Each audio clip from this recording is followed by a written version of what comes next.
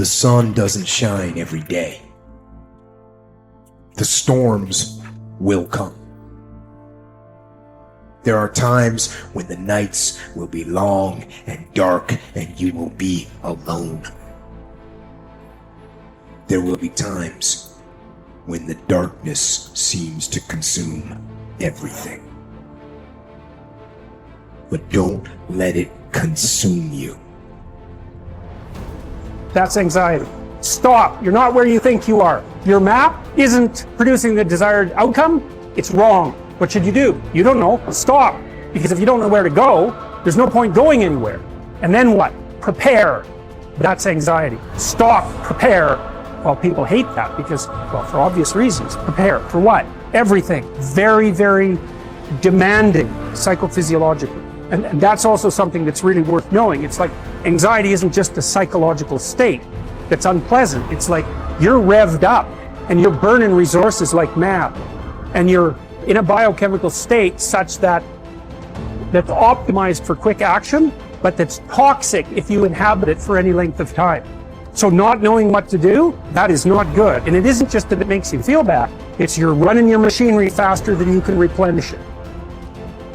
For some reason, there is this facade that life should be full of happiness and without its suffering, which actually makes us suffer even more. Because when we get sad or something bad happens, we do not only feel bad about the thing itself, but we also feel bad because our life is not the way it is supposed to be. Not realizing suffering and sadness is just a part of life, and they're inevitable. Unless you learn your lesson, it will keep hurting. Not only it will never stop, it will also keep increasing the amount, so you won't get used to it. And it doesn't matter how you get knocked down in life, because that's going to happen. All that matters is that you got to get up. You have to get up. Whatever experience you're having right now, it has not come to stay. It has come to pass. Sometimes you have to just back up and go within yourself and pray and meditate and recharge your batteries. Go away, clear your head, and then come back and look at it from a different vantage point. Don't operate while you are under the spell or the effect of what's going on. Don't allow your emotions to control you. We are emotional, but you want to begin to discipline your emotion. If you don't discipline and contain your emotions, they will use you.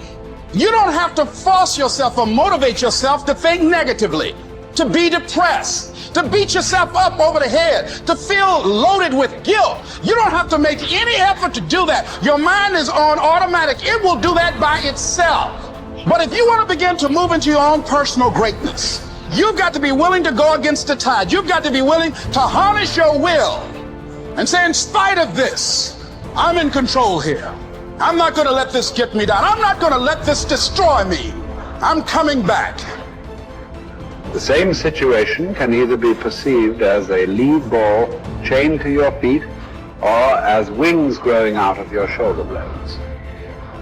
How you interpret the challenge is crucial to your success of overcoming it. Ultimately, it's never the challenges that matter, but how you perceive them.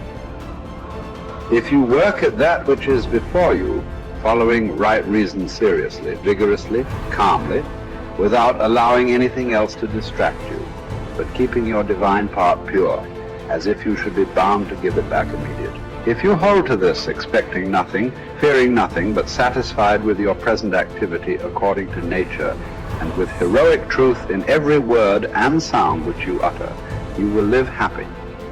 And there is no one who is able to prevent this.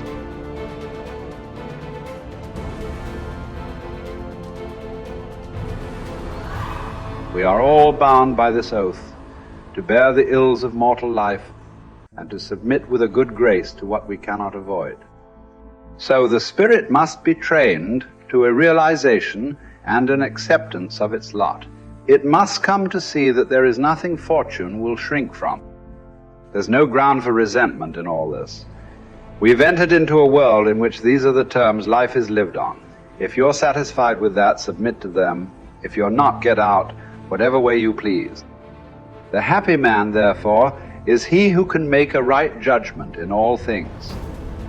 He is happy who in his present circumstances, whatever they may be, is satisfied and on friendly terms with the conditions of his life, that man is happy, whose reason recommends to him the whole posture of his affairs. How do you bear the suffering that is at the crux of life without becoming tempted and embittered? That's really, really difficult. Now, someone might point out, go ahead and be bitter, see where that gets you. And if you have any sense, and generally people have at least some, they know that being sick and bitter is worse than just being sick.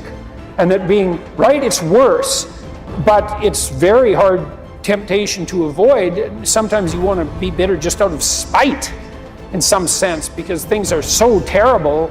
All you've got left is your willingness to shake your fist, and say, well, really? Is this like this many poisonous snakes? Really?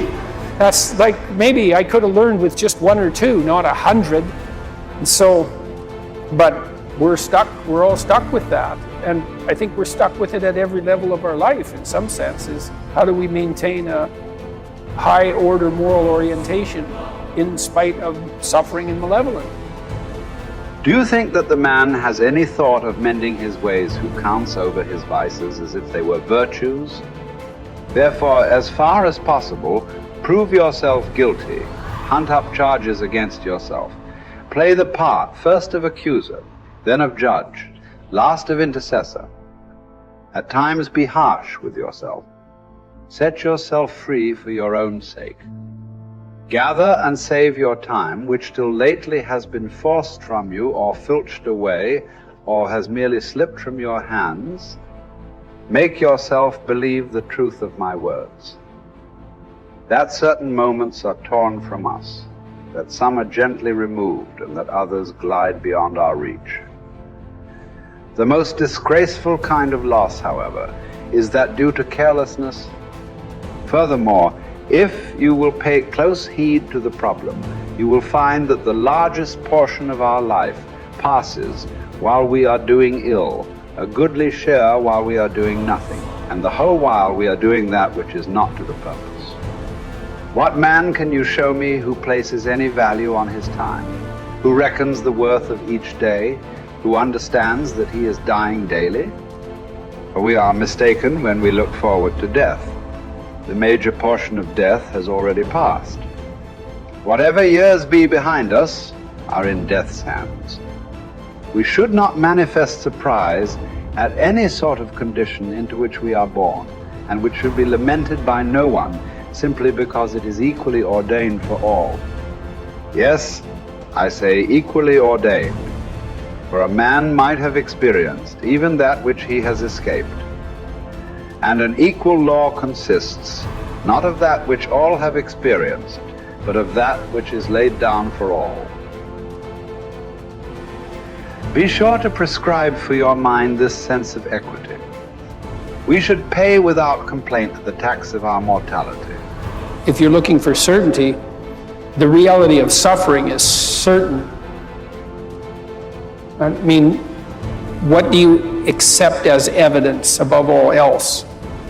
That's a good question. That's a hard question. But I would say pain is up there. It's very difficult not to believe in the reality of your own pain.